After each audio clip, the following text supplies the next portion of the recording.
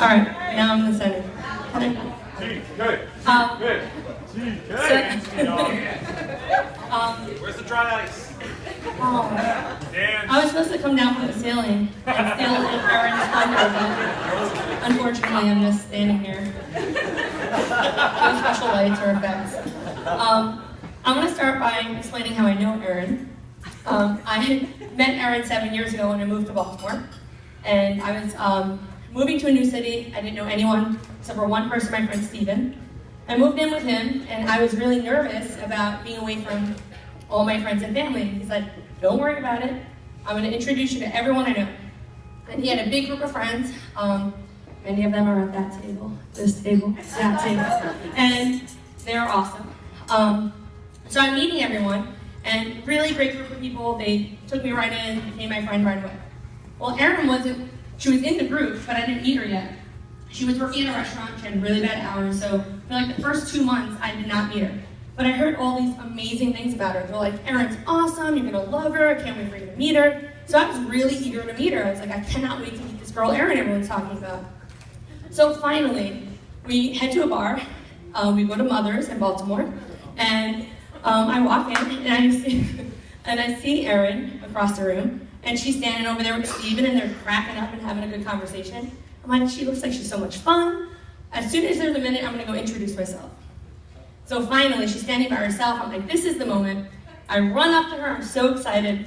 I'm like, hey Erin, I'm Tracy. I just moved here. I'm so excited to meet you. How are you doing? And Erin sips her beer, looks at me and goes, hi. And then she walked away. So if you would have told me that today I'd be standing here as her maid of honor, as she's one of my best friends in the world, I would not believe it. I tell that story though because I was actually living with Erin when she met Phil, and she was going on the first date. And I was just at home that night, so as she's got all dressed up and looked great and she's walking out the door, and I'm like, good luck, I hope it goes really well. And she's like, oh, yeah, I hope it doesn't suck. And so I anxiously waited on the couch at home for her arrival, hoping to hear this amazing story. And she walks in, and I was like, how was it? She's like, good. I was like, all right, how was it? Like, was it cute? Good conversation? What's the story? All she said was, yeah, no, it's fine. I'm gonna go to bed. And so, as Tom Kane explained, Erin doesn't always wear her heart on her sleeve, and not super emotional in the beginning when you first meet her, but deep down she's the most loving, caring person that I know. I also became friends with Phil along the way, so as they were getting to know each other, we started hanging out, and you know, Erin always said amazing things about Phil, nothing negative, except for his love of his big white Velcro shoes that he wore at every date.